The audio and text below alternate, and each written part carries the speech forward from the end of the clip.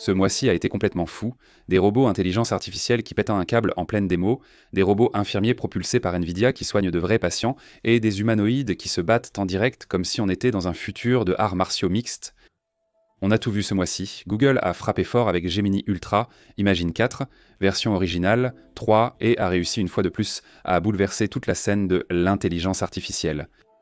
Sans parler de leur nouveau modèle incroyable qui peut résoudre des problèmes impossibles sans même avoir besoin d'instructions.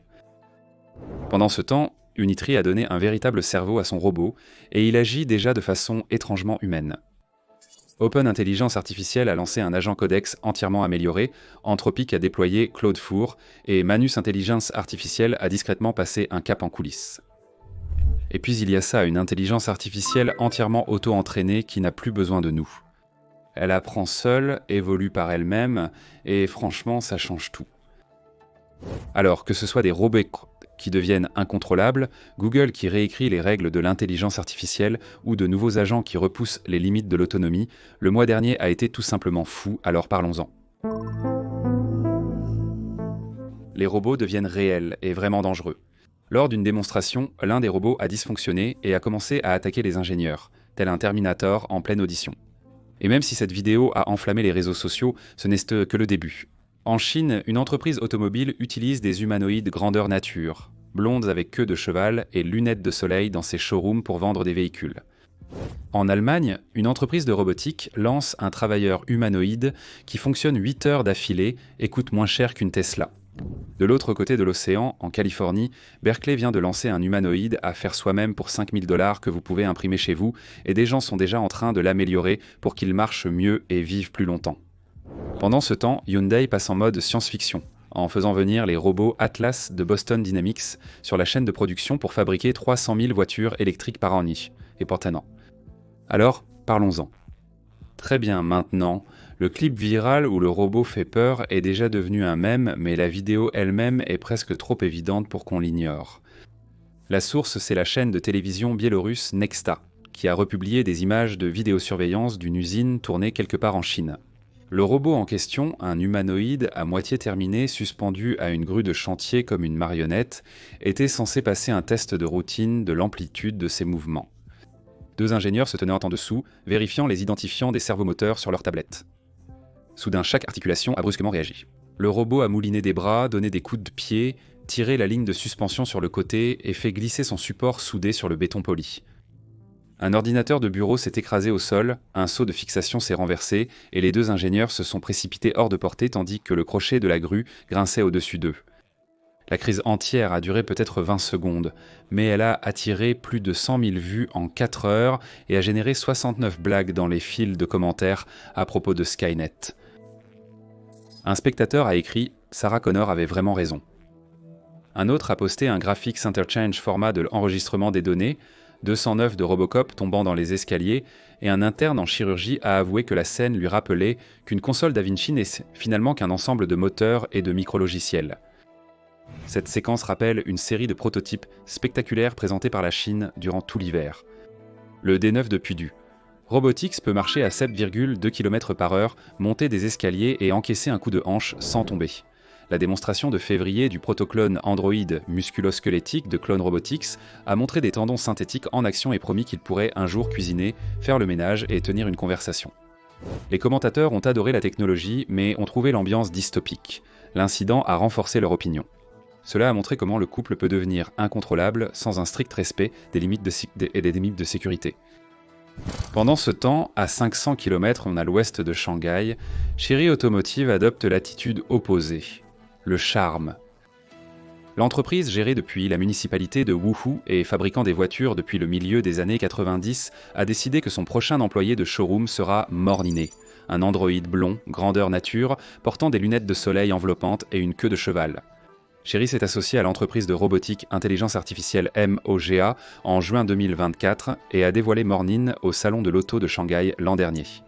Cette semaine, le robot est réapparu sur scène derrière le président de Chery International, Zhang Guibang, dans une rangée d'unités identiques. Zhang a déclaré au concessionnaire que le marché des humanoïdes a plus de potentiel que celui des véhicules et a affirmé qu'intelligence artificielle MOGA représente le véritable avenir pour l'entreprise Chery. Le prix ? À peu près le même prix qu'une voiture, donc compté dans les 50 000, mais tout concessionnaire prêt à passer une commande bénéficie d'une remise non divulguée. Même au prix catalogue, 220 unités sont promises pour une livraison en 2025, et l'une d'elles accueille déjà les clients dans une concession en Malaisie, distribuant de l'eau en bouteille avec des doigts en fibre de carbone et répondant aux questions sur les finitions dans un alto agréablement synthétique.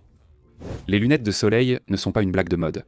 Elles cachent un ensemble de caméras à vision panoramique qui offrent une vue à 360 degrés, et chaque bout de doigt est équipé de capteurs capacitifs capables de détecter lorsqu'un client touche une brochure. Un extrait sur les réseaux sociaux de la danse Junk in the Trunk de Mournen lors du lancement de Woohoo a généré une section de commentaires presque aussi longue que la fiche technique du robot. Un des commentaires les plus populaires suggérait de modifier le code vestimentaire pour les blondes en plastique. Si Chery vend de l'ambiance, Iggy GmbH vend des calculs sur tableur. La société Motion Plastics, basée à Cologne, a passé 15 ans à récolter des données de tribologie pour des polymères à faible friction. Elle assemble désormais ses pièces dans un humanoïde complet, Iggy Rob, proposant des prix inférieurs à la plupart des concurrents occidentaux. Le chiffre principal, 47 999 €, soit environ 54 500 $ au taux actuel, ce qui représente un tiers du prix du Digit d'Agility et la moitié du prix supposé de l'Optimus de Tesla. Iggy mesure 1,70 m, mais il ne marche pas. Le torse se fixe sur la base mobile autonome Rebel Move d'Iggy, une plateforme à roues avec un support à 3 points qui peut transporter 50 kg de sa propre masse, plus 100 kg de charge utile. 2 bras Rebel Cobot sortent des épaules, chacun équipé d'un empilement de 6 réducteurs harmoniques X6, et les mains bioniques d'Igus saisissent les charges avec des engrenages en polymère qui n'ont jamais besoin de graisse. La navigation est assurée par un lidar monté sur le toit et des caméras 3D jumelées au niveau des yeux. L'autonomie est de 8 heures, avec une seule batterie au lithium. L'ensemble fonctionne sous Robot Operating System. 2 est certifié, conformité européenne pour l'Europe, et s'intègre au tableau de bord de gestion de flotte Verbander Automobile Industrie 5050 que les usines allemandes utilisent déjà pour les tracteurs et les transporteurs de palettes. L'argumentaire de Van Dingus est d'une praticité brutale. Ils enverront une unité d'évaluation, laisseront votre équipe la tester dans une cellule en conditions réelles, peut-être à une réception, peut-être pour débarrasser la vaisselle à la cantine, puis feront venir un ingénieur pour ajuster les points de prise. Si l'essai était rentable, vous gardez le robot et vous payez la facture. Très bien, cette confiance repose sur une feuille de route en 3 étapes. Le bras Rebel Cobalt 2022 a validé la transmission, la main Rebel 2023 a remporté un prix RBR 50 pour sa dextérité à moins de 1 000 € et le Rebel Move Robot Mobile Autonome 2024 a géré la chaîne de traction. Iggy, c'est juste l'assemblage des pièces. De l'autre côté de l'Atlantique, le laboratoire de robotique de l'Université de Californie à Berkeley pousse la guerre des prix presque au niveau des loisirs. Leur projet Berkeley Humanoid Light a publié sur GitHub l'ensemble des fichiers, conception assistée par ordinateur du firmware et des scripts d'apprentissage par renforcement, avec une mention de subvention National Science Foundation. Le robot mesure 0,8 m de haut, on peut l'appeler un tout petit, avec 22 réducteurs cycloïdaux que vous pouvez imprimer sur n'importe quelle imprimante modélisation par dépôt de fil fondu domestique, capable de gérer un volume de 200 par 200 par 200 mm. La facture du matériel aux États-Unis s'élève à 4 312 $, tandis qu'en s'approvisionnant à Shenzhen, elle est de 3 236 $. Les articles les plus coûteux sont 10 actionneurs à couple élevé, 6 512 à 188 $ chacun, et 12 actionneurs plus légers, 5 010 à 136 $ chacun. Le contrôle est assuré par un mini PC Intel N95 à 120 $, qui gère 4 bus contrôleurs Area Network 2.0 d'un mégabit à 250 Hz. L'alimentation est assurée par une batterie LiPo 6 cellules de 4000 mAh. Bien que 30 minutes d'autonomie puissent sembler faibles sur le papier, l'exploit de Berkeley réside dans le logiciel. Ils ont entraîné une politique de marche entièrement en simulation et l'ont vu se transférer sans ajustement préalable sur le matériel réel. La vidéo de présentation montre le robot descendant d'une table de laboratoire, haussant les épaules, écrivant ses initiales avec un feutre, empilant des cubes en mousse et faisant tourner un Rubik's Cube mélangé en le résolvant. Nous prendrons le micrologiciel version 2.0. L'annexe de l'article présente un indicateur humoristique de performance par dollar. Le couple max à l'articulation divisé par la taille, normalisé par le prix. Selon cette mesure, la plateforme à 5 000 $ surpasse plusieurs machines commerciales à 6 chiffres. Le verdict de Reddit est partagé. La moitié des commentateurs disent que c'est le moment Raspberry Pi pour les robots à pattes.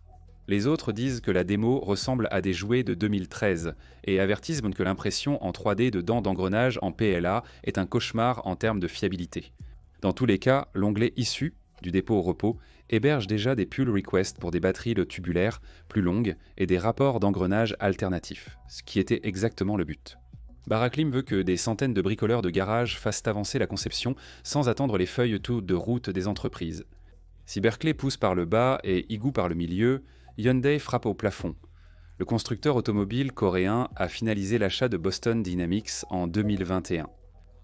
Maintenant, il intègre la plateforme Atlas, oui, le robot célèbre qui fait du parcours, dans un nouveau complexe industriel à Bryan County, en Géorgie. L'usine se trouve au cœur d'un plan d'investissement de 21 milliards de dollars américains, dont 6 milliards sont réservés à l'automatisation et aux technologies de mobilité. Hyundai emploie le robot quadrupède Spot de Boston Dynamics pour des inspections de routine. L'introduction des unités Atlas bipède représente un saut encore plus important. L'objectif est de produire 300 000 véhicules électriques et hybrides par an dans le cadre d'un plan visant à augmenter la capacité de production américaine de 700 000 voitures cette année à 1 200 000 d'ici la fin de la décennie. Hyundai n'a pas précisé combien d'Atlas elle achète, mais des rumeurs dans la chaîne d'approvisionnement évoquent des dizaines de milliers de robots dans plusieurs catégories. L'attrait d'Atlas est évident. Il peut enjamber des rails de convoyeurs, monter des escaliers et se faufiler dans des cabines de soudure conçues pour les humains, ce qui signifie que Hyundai peut reprogrammer le logiciel plus rapidement qu'elle ne pourrait recouler du béton. Les syndicats s'inquiètent tant du déplacement des emplois, mais la direction affirme que les statistiques de disponibilité et de sécurité parleront d'elles-mêmes une fois les robots opérationnels. Soyons francs, il y a quelques années, les robots humanoïdes étaient principalement des artistes de scène. Ils avaient l'air impressionnants, certes, mais ne servaient à rien dans le monde réel. Mais cela change rapidement. Dans cette vidéo, nous allons plonger dans la façon dont Foxconn et NVIDIA ont construit une infirmière robotique qui assiste déjà de vrais patients, comment Singapour vient d'introduire son premier robot de sécurité humanoïde, et comment une start-up soutenue par 27 millions de dollars prévoit d'envoyer des robots dans les chantiers navals. Vous découvrirez également le lancement de Titan, un robot robuste conçu pour les travaux extérieurs difficiles, ainsi qu'un nouveau système d'intelligence artificielle puissant de Carnegie Mellon qui entraîne des humanoïdes à tirer, pousser et ouvrir des portes avec force et précision. L'ère du véritable travail robotique est arrivée, alors parlons-en. Commençons par l'une des plus grandes annonces du Computex cette semaine. Foxconn, NVIDIA et Kawasaki viennent de dévoiler leur robot infirmier humanoïde alimenté par l'intelligence artificielle Neurobot. Ce n'est pas simplement un assistant hospitalier qui se déplace avec un plateau. Il possède de véritables capacités. Perception, navigation, compréhension du langage et même la capacité de s'adapter au fil du temps. Développé en partenariat avec l'hôpital général des anciens combattants de Taichung à Taïwan, il vise à résoudre des problèmes réels dans le secteur de la santé tels que la pénurie de main-d'œuvre, la surveillance des patients et l'épuisement des soignants. Neurobot peut surveiller les signes vitaux, aider les patients à se déplacer, distribuer repas et médicaments et offrir de la compagnie. Et il ne fait pas que réagir aux commandes. Grâce à la plateforme d'intelligence artificielle de NVIDIA Intelligence Artificielle, il traite d'énormes quantités de données en temps réel. Le patient peut signaler immédiatement toute anomalie dans ses constantes vitales. Si un patient a tendance à se lever à une certaine heure ou a besoin d'aide pour se retourner dans son lit, Neurobot l'apprend et adapte sa routine. Cela est rendu possible grâce à ses capteurs haute résolution, son traitement avancé du langage naturel et sa navigation autonome. Les premiers essais montrent déjà que les infirmières l'adorent parce qu'il prend en charge les tâches répétitives et leur donne plus de temps pour le travail sérieux. Pour les patients, c'est comme avoir constamment quelqu'un à leur côté pour les assister. Bien que Foxconn n'ait pas encore publié de communiqué officiel, l'annonce de NVIDIA clarifie la situation. Il présente un Neurobot comme le début de quelque chose de bien plus grand. Avec la pression sur les hôpitaux et le vieillissement des populations, des robots comme celui-ci pourraient alors faire partie de l'équipe de soins standard. Maintenant, alors que Foxconn et NVIDIA se lancent directement dans le secteur de la santé, à Singapour, Certus adopte une approche plus prudente. Ils viennent tout juste de déballer leur premier robot humanoïde construit par Agibot, mais pour l'instant, ils le considèrent comme un projet de recherche. Cette machine ne patrouille et ne scanne pas encore les badges dans les centres commerciaux. Il est évalué pour une potentielle utilisation dans la sécurité des bâtiments, le service client et la gestion des installations. Stardust n'en est pas à son premier robot. Ils ont déjà déployé des unités de surveillance autonomes et utilisé des robots de service pendant la pandémie. Mais c'est leur premier véritable humanoïde conçu pour interagir réellement avec les gens en face à face, se déplacer, parler, aider, et peut-être même se coordonner avec leur plateforme d'orchestration interne appelée Mozart, qui relie la sécurité, la maintenance et les opérations orientées vers la clientèle. L'objectif n'est pas encore de remplacer les gens. Sirtis dit ouvertement qu'il s'agit de comprendre comment les humanoïdes peuvent s'intégrer à leurs systèmes existants, travailler aux côtés du personnel et améliorer le service sans effrayer qui que ce soit ni rien casser. C'est un déploiement réfléchi et contrôlé, et dans un endroit comme Singapour, qui mise beaucoup sur la robotique et l'automatisation, ce genre d'expérimentation publique progressive a du sens. Très bien, maintenant, à Houston, vous avez Persona Intelligence Artificielle, et ils démarrent sur les chapeaux de roue. Ils viennent de lever 27 millions de dollars lors de leur tour de préamorçage, et ce n'est pas rien. Ce n'est pas une opération pleine de fanfares avec un site web attrayant mais creux. Leurs fondateurs sont sérieux, tous d'anciens pros de la robotique de la National Aeronautics and Space Administration, avec Nick Radford qui a dirigé Nauticus Robotics et Jerry Pratt de Figure Intelligence Artificielle. Donc tu sais que ces gars-là sont vraiment sérieux quand il s'agit de construire des robots qui fonctionnent réellement. Toute leur approche consiste à s'attaquer au genre de travail qui use les gens. La construction navale et les grands sites de fabrication nécessitent de la force et de la dextérité, pas seulement une belle coque brillante. Ces robots sont conçus pour réaliser des tâches exigeantes avec une agilité humaine et une durabilité exceptionnelle. La mission de Persona est limpide. Combler les pénuries de main-d'œuvre, sécuriser les lieux de travail et permettre aux entreprises de se moderniser sans investir des millions immédiatement. Ils promeuvent donc le modèle de la robotique en tant que service. Au lieu d'acheter un robot onéreux, louez simplement le nécessaire et laissez Persona gérer le reste. Ce ne sont pas des paroles en l'air. Ils ont déjà un accord avec HD Hyundai, le plus grand constructeur naval mondial. Le plan est de déployer ces humanoïdes dans les chantiers navals, avec les premiers déploiements prévus dans environ 18 mois. Donc ce n'est pas quelque chose qui arrivera peut-être un jour. Il y a un compte à rebours bien réel. RoboForce vient de lancer son propre robot industriel, Titan, rejoignant ainsi d'autres investisseurs dans ce secteur. Celui-ci est conçu pour les tâches difficiles, prêt à s'attaquer à des travaux que la plupart des robots, et honnêtement beaucoup de gens, préfèrent éviter. Pensez aux sites miniers, aux fermes solaires sous un soleil de plomb, aux grands ateliers de fabrication industrielle. Il y a même la construction hors du monde, un jour, si RoboForce parvient à ses fins. Le robot existe en deux versions.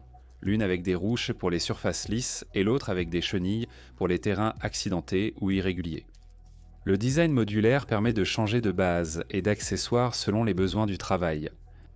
Cela crée une atmosphère de bidouilleur hardware, mais à une échelle industrielle.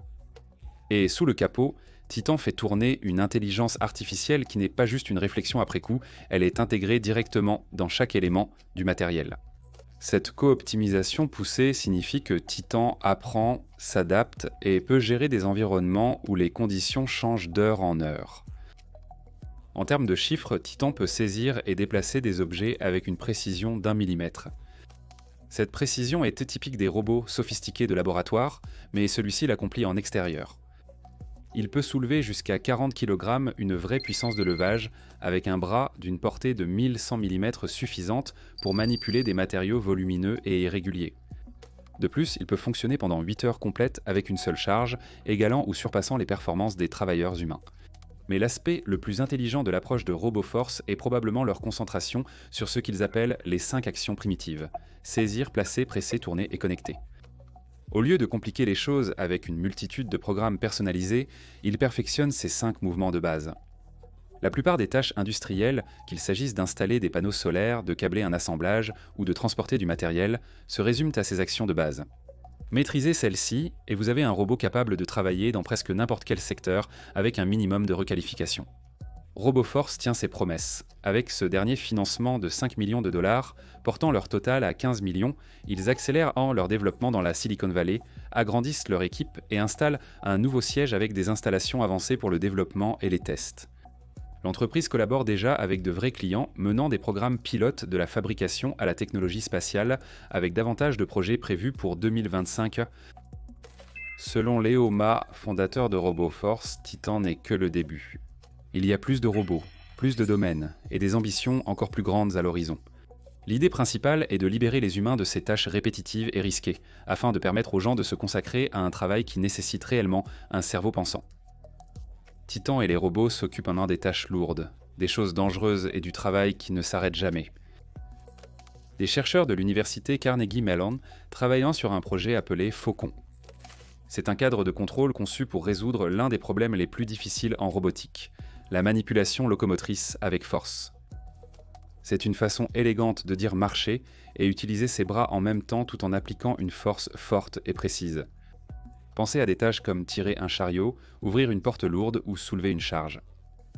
Des tâches simples pour l'homme, mais ardues pour les robots. Faucon fonctionne en entraînant 2 agents intelligence artificielle séparément, un pour les jambes, un pour les bras. Mais ils partagent de tous deux des données en temps réel. Cette configuration à double agent permet aux humanoïdes de garder l'équilibre tout en appliquant une force avec leurs mains, chose généralement très difficile. Ils ont testé cela sur les robots Unitree, G1 et Booster T1, et les résultats y sont solides. Le système a géré des perturbations réelles comme des forces imprévisibles, des charges changeantes et des angles difficiles. Un robot pouvait appliquer jusqu'à 100 newtons de force, soit environ 30% de son poids corporel, sans basculer ni perdre en précision. Faucon a également doublé la précision du bras par rapport aux anciennes méthodes. Maintenant, ce n'est pas parfait. Le cadre a un peu de mal avec les tâches de rotation, comme tourner une poignée ou utiliser des outils qui impliquent moins du couple. Il ne considère pas les forces sur d'autres parties du corps que les mains, donc pas d'appui ou de pousser avec le côté du corps. C'est un grand pas en avant pour rendre les robots humanoïdes efficaces dans des environnements désordonnés et imprévisibles. Donc oui, tout ce secteur évolue rapidement. Cette semaine, les robots ont franchi une limite que nous ne pensions pas qu'ils atteindraient aussitôt. En Chine, ils se battent en devant des publics en direct. Dans les salons, ils se préparent à s'occuper des personnes âgées. Et aux États-Unis, ils sont équipés de plus de 100 capteurs pour survivre à des scénarios d'attaques chimiques. Il ne s'agit plus de remplacer les humains, mais de tester ce qui se passe quand les machines les remplacent complètement. Alors, parlons-en. Première étape, Hangzhou, dans la province du Zhejiang. À 1 minute après minuit, le 26 mai, le groupe média de Chine a lancé sa diffusion en direct de la série de combats de robots du concours mondial de robots. C'est le tout premier événement sportif entièrement consacré à des robots humanoïdes de taille réelle qui s'affrontent, et honnêtement, on aurait dit un mélange entre une retransmission des sports et un combat de arts martiaux mixtes en pay-per-view. Les organisateurs ont séparé le spectacle en manches de démonstration et en matchs compétitifs. Pendant les démonstrations, des robots montraient en des enchaînements en solo, des directs, des crochets, des coups de pied latéraux et même ces coups de pied sautés tournoyants qui font sensation auprès du public. Puis sont venus les vrais combats. 4 équipes d'opérateurs humains, chacune derrière une console, contrôlaient leurs combattants mécaniques dans un tournoi à élimination directe. Imaginez Rokem, Sockem si les bonshommes rouges et bleus en plastique faisaient plus d'1 mètre de haut et utilisaient pour des systèmes de contrôle personnalisés au lieu de coups de ressort. Unitree Robotics, la start-up de Hangzhou connue pour ses quadrupèdes virevoltants, a été le partenaire technologique et fournisseur principal de l'événement. Leur humanoïde vedette, le Unitree G1, était sous les projecteurs. Caractéristiques rapides pour frimer. 1 M32 de haut, environ 35 kg, actionneur propriétaire à large bande passante et assez de puissance de calcul pour garder l'équilibre si on essaie de lui faire perdre la tête. Pendant le match, on pouvait voir les avantages de ce matériel. Chaque fois qu'un G1 se faisait balayer, il se relevait à peu près aussi vite qu'un boxeur poids-plume qui se relève après une glissade. Maintenant, aucune de ces machines n'était un gladiateur autonome. Chaque robot avait un véritable assistant humain aux commandes, prenant des décisions tactiques en une fraction de seconde. Chen Xiun de l'équipe marketing de Unitree a décrit cela comme une collaboration homme-machine. Les algorithmes gèrent la stabilisation, la détection des collisions, la limitation du couple, tout ce qui se passe sous le capot, pendant que la personne décide de donner un direct ou de pivoter pour éviter le danger. Les chercheurs trouvent les rings de combat irrésistibles pour tester implacablement la résistance. Impact violent, déplacement rapide du centre de gravité, interférences adverses. Les experts en robotique industrielle sont obsédés par les marges de stabilité à 2 km/h. Ces développeurs maintiennent la marge pendant que leur création encaisse des crochets. Xim Fang, ex-doyen de l'Institut de recherche sur l'industrie de l'intelligence de SenseTime, était présent pour le souligner. Selon ses mots, la boxe exige une coordination complète du corps ainsi qu'une grande agilité des membres supérieurs et elle révèle les points faibles de l'endurance des batteries et de la durabilité des actionneurs plus rapidement que n'importe quelle démonstration sur tapis roulant. En cas d'échec, vous vous plantez en direct devant tout le monde. Si vous dépassez les attentes, vous faites progresser tout un sous-domaine, car les mêmes boucles de contrôle qui gèrent un coup de pied retourné permettant aussi à un robot d'entrepôt de se remettre d'une collision avec une palette. Le battage médiatique amplifie le pipeline de formation par la compétition comme dans un manuel. Les ingénieurs apprennent vite, les talents se font remarquer, les investisseurs ouvrent leur portefeuille. En parlant de portefeuille, l'Institut chinois de l'électronique prévoit un marché des humanoïdes de 870 milliards de yuan d'ici 2030. Cela représente environ 120 milliards de dollars américains. À de telles sommes, un seul événement ne suffit jamais. Les organisateurs ont déjà annoncé un affrontement encore plus grand en décembre à Shenzhen, organisé par Engine.ai et mettant en vedette des mechas grandeur nature, ce qui implique des châssis plus lourds et peut-être des manches autonomes. Unitree, AGBot, Engine AI et Booster Robotics visent tous le titre de nouvelle génération. Si vous vous demandez si cela a une importance au-delà du streaming, souvenez-vous des récents jalons atteints. Les humanoïdes chinois ont résolu des Rubik's Cube, assisté lors de procédures médicales délicates et même terminé des marathons. L'arène n'est donc qu'une étape de plus sur la route vers une intelligence artificielle incarnée polyvalente. D'accord, on change de sujet mais on reste à Shenzhen. Ubitech Robotics. Vous les connaissez probablement pour leur gamme industrielle qui coûte environ 100 000 par unité et qui fonctionne déjà dans les usines Foxconn et BYD. Lors du Beyond Expo à Macao, Michael Tam, directeur de la marque, a révélé les chiffres du modèle grand public évoqué depuis un moment. Le prix, 20 millions de dollars américains. Fenêtre de lancement. Plus tard cette année, avec environ 1000 unités lors de la première vague de production et l'ambition de multiplier la production par 10 d'ici 2026. Avant que vous ne demandiez, oui, 20 000 euros ça paraît cher, jusqu'à ce que vous considériez le public qu'ils visent. Des foyers qui doivent faire face au vieillissement rapide de la population en Chine. Selon Technology Acceptance Model, un robot compagnon domestique pouvant effectuer des tâches d'assistance et des corvées basiques limitées, telles que des rappels, des tâches simples de prise et de dépôt, et une assistance à la mobilité. Possède déjà un marché viable, surtout lorsque l'alternative est de payer des aides humaines dans une économie en pénurie de main-d'œuvre. La grande réserve qu'il a soulignée est qu'un majordome robotisé totalement polyvalent, comme Rosie, n'existera pas avant des années, car nous n'avons pas encore maîtrisé la manipulation à usage général ni l'énergie abordable de longue durée. Mais un assistant partiellement capable, vendu à un cinquième du prix du modèle d'usine actuel d'Ubitech, est faisable dès maintenant, selon lui. La feuille de route Optimus de Tesla, visant une période similaire, a naturellement suscité des réactions. Elon Musk a affirmé l'année dernière qu'Optimus pourrait arriver dans les salons dès 2026, avec un prix compris entre 20 et 30 000 euros. UBTech, en visant la fourchette basse, obtient un avantage narratif malgré leurs efforts pour rattraper leur retard médiatique. Financièrement, ils subissent point la pression, une perte de 1,1 milliard de yuans l'an dernier, et une action qui a chuté de 45% sur 12 mois à Hong Kong. Tam a en fait misé là-dessus, en soutenant que la concurrence féroce élimine les acteurs faibles et renforce finalement le secteur. C'est une mentalité brutale mais conforme à la politique de Pékin. Xi Jinping martèle que la robotique et d'autres technologies clés sont des priorités nationales, et les gouvernements locaux accordent des subventions aux entreprises dans le monde qui montrent de réels progrès. Donc, Ubitech parie essentiellement que le volume, ajouté à une marque grand public, permettra de stopper l'hémorragie. S'ils livrent 1000 unités cette année, passent à 10 000 l'année suivante et maintiennent des marges unitaires saines, ils pourraient en sortir de cette chute libre.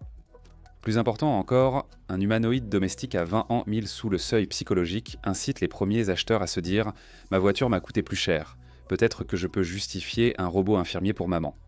Une fois que cette conversation devient normale, le passage des usines au salon n'est plus de la science-fiction. Maintenant, traversons le Pacifique jusqu'au Dugway Proving Ground dans l'Utah, car l'armée des États-Unis vient de signer un chèque d'1 700 000 $ pour quelque chose qui semble tout droit sorti d'une couverture de Tom Clancy, le système de test robotique Porton Man. Contrairement aux robots boxeurs ou aux compagnons de Ubitech, cette machine n'est pas là pour être tape à l'œil ou charmante. C'est un mannequin qui imite la démarche, les articulations et la posture d'un soldat jusqu'aux données d'enquête anthropométrique, et il est équipé de plus d'100 de capteurs intégrés.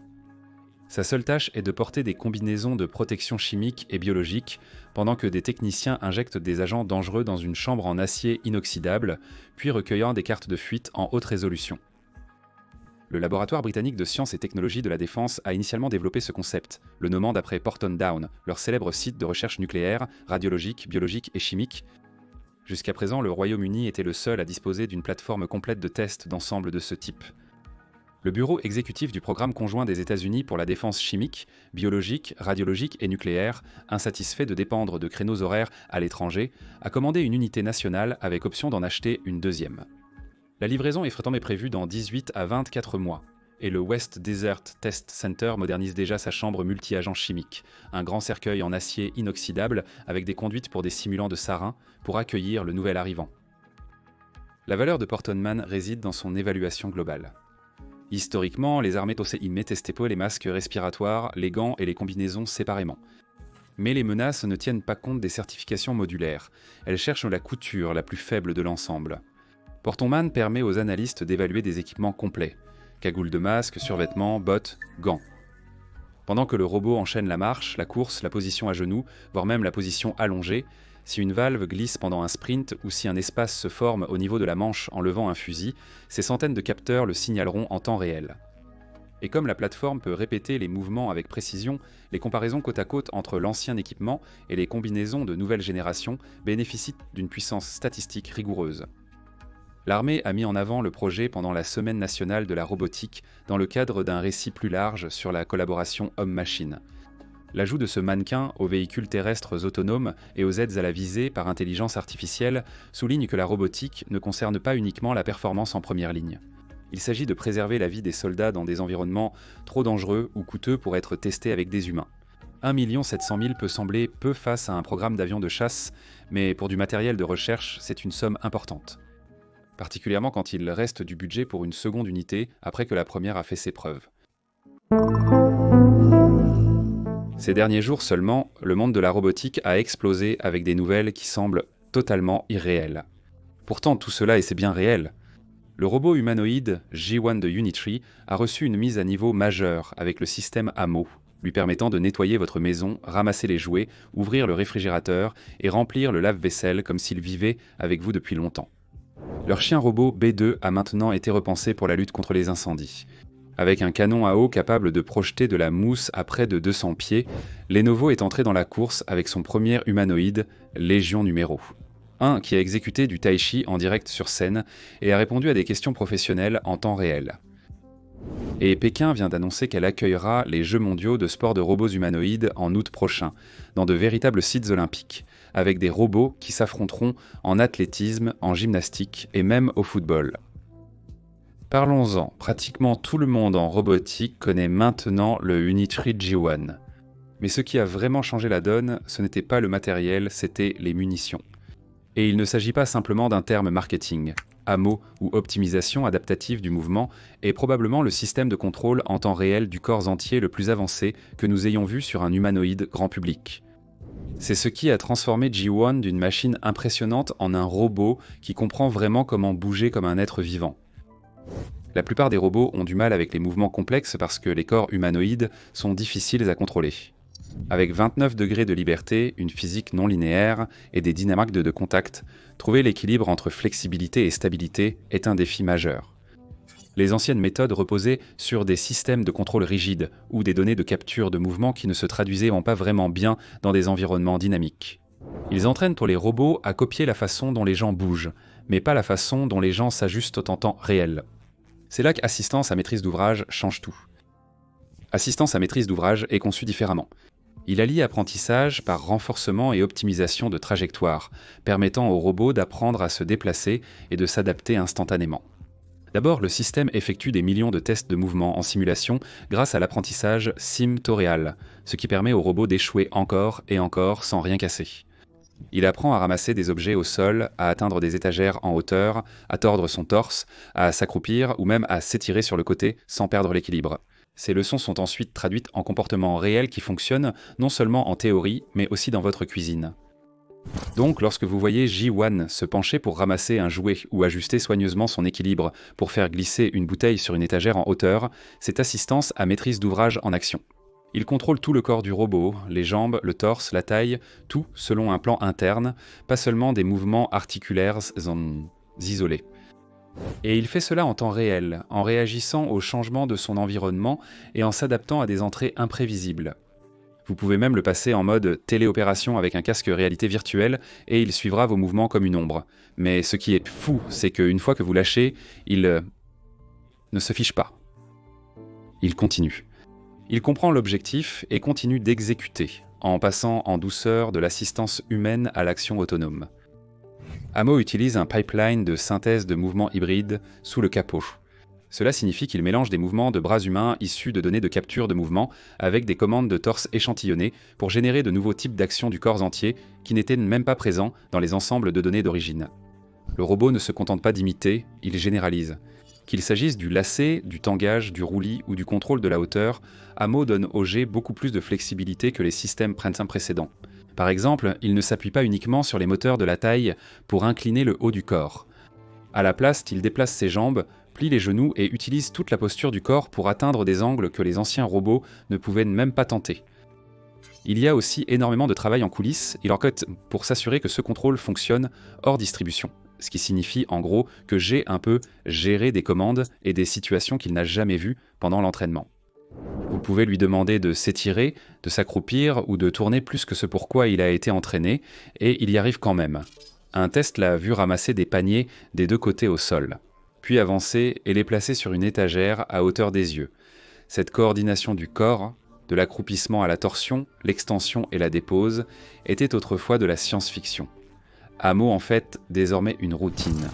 Ils ont évalué en détail Amo par rapport aux anciennes stratégies Drakanchi de contrôle sur les plans lacet, tangage, roulis et suivi de hauteur. Il a surpassé les autres, même dans des situations non entraînées. Amo a montré une erreur de suivi minimale, s'adaptant avec précision sans deviner. Lors des tâches de lancer de déchets, il a tourné son torse en douceur de 90 degrés et a réussi son lancer.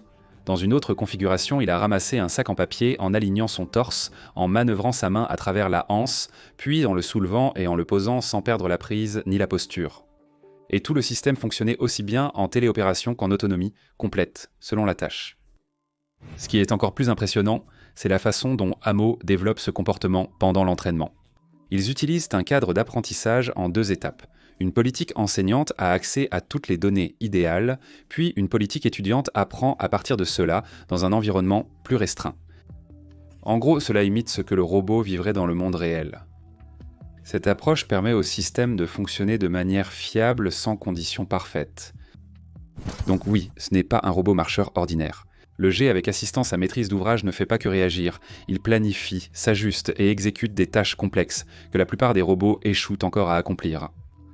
Il s'étire, s'accroupit, se tord, marche et garde l'équilibre en coordonnant 29 articulations sur tout son corps.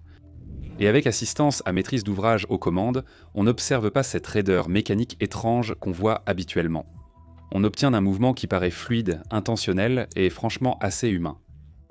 La robotique humanoïde évolue vers une mobilité et une dextérité corporelle complète, avec une réactivité permettant enfin un déploiement dans le monde réel. Mais Unitree ne s'est pas arrêté là. Ils ont maintenant un robot chien-pompier à 4 pattes, une version modifiée de leur robot B2, et il est réellement conçu pour des scénarios d'urgence. Cette version pompier est équipée d'un canon à eau ou à mousse qui peut tirer jusqu'à 60 mètres de distance à 40 litres par seconde. C'est impressionnant. Ses articulations sont améliorées d'un côté amélioré de 170% par rapport au modèle standard, donc il peut franchir des obstacles jusqu'à 15 pouces et monter des escaliers raides avec un angle de 45 degrés. Parfait pour les bâtiments effondrés et les scènes chaotiques. Et ce n'est pas qu'une question de puissance. Le chien-pompier B2 est équipé de technologies avancées, vidéo en direct, capteurs lidar et équipements de communication pour informer les équipes humaines. Il est équipé d'un système d'arrosage intégré résistant à la chaleur et de batteries interchangeables qui préservent son étanchéité. Cet engin est conçu pour aller là où les humains ne peuvent pas. Bâtiments effondrés, zones toxiques, endroits à visibilité nulle. Il peut cartographier les environs, localiser les incendies, transporter des modules et soutenir les opérations de sauvetage. Maintenant, passons du monde réel au monde de l'entreprise. Lenovo vient tout juste d'entrer dans la course aux robots humanoïdes et il ne plaisante pas.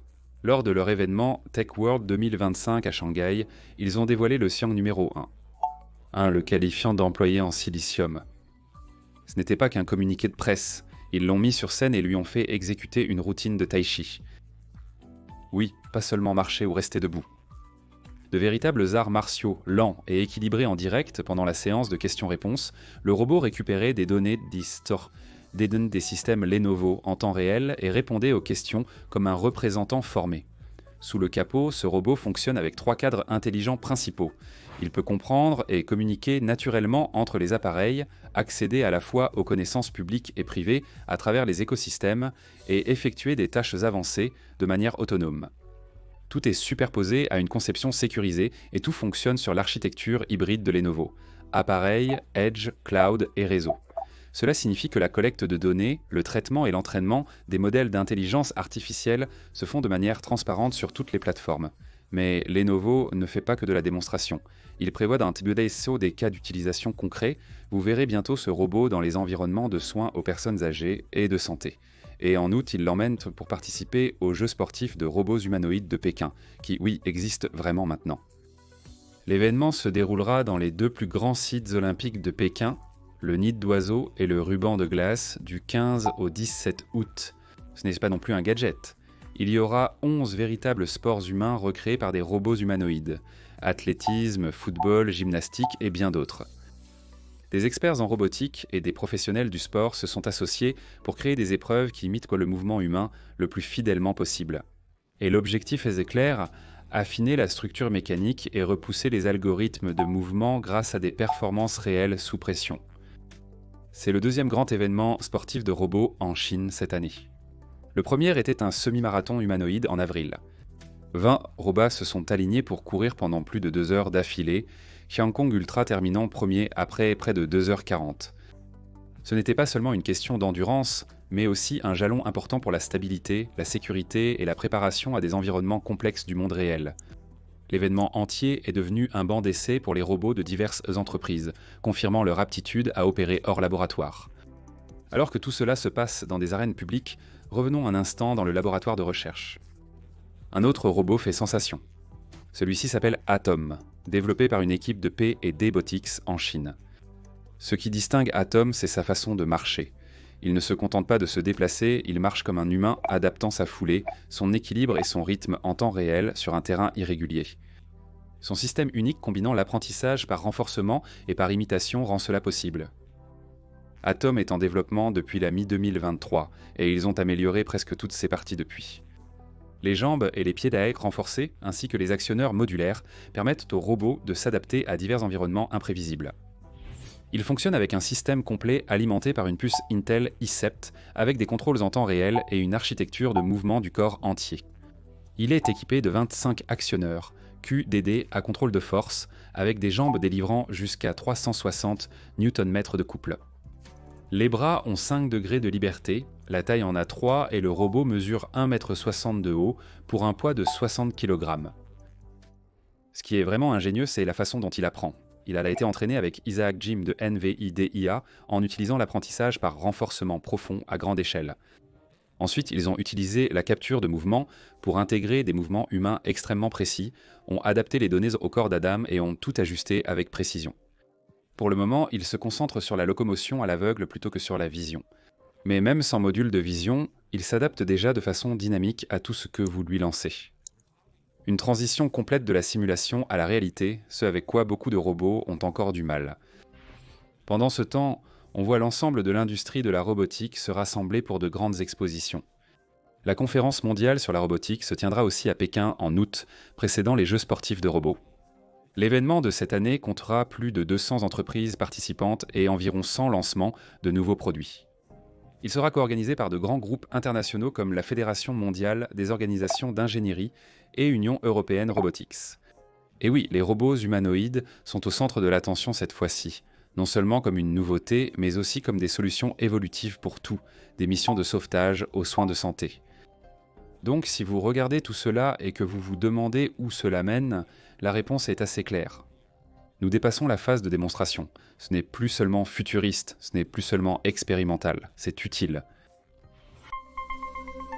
Voici ce qui se passe. un modèle d'intelligence artificielle vient de découvrir comment s'entraîner tout seul, sans aucune donnée, littéralement sans aucune intervention humaine. Un autre vient de passer au niveau supérieur pour devenir un véritable agent de recherche autonome. Il navigue sur le web, fouille des informations complexes et rédige des rapports complets. ChatGPT enregistre désormais toutes vos images générées dans une bibliothèque bien organisée. Et OpenAI pourrait même bientôt proposer un abonnement à vie pour ChatGPT. Mais rien ne surpasse ceci. Une femme a réellement divorcé de son mari après que ChatGPT lui a dit qu'il la trompait.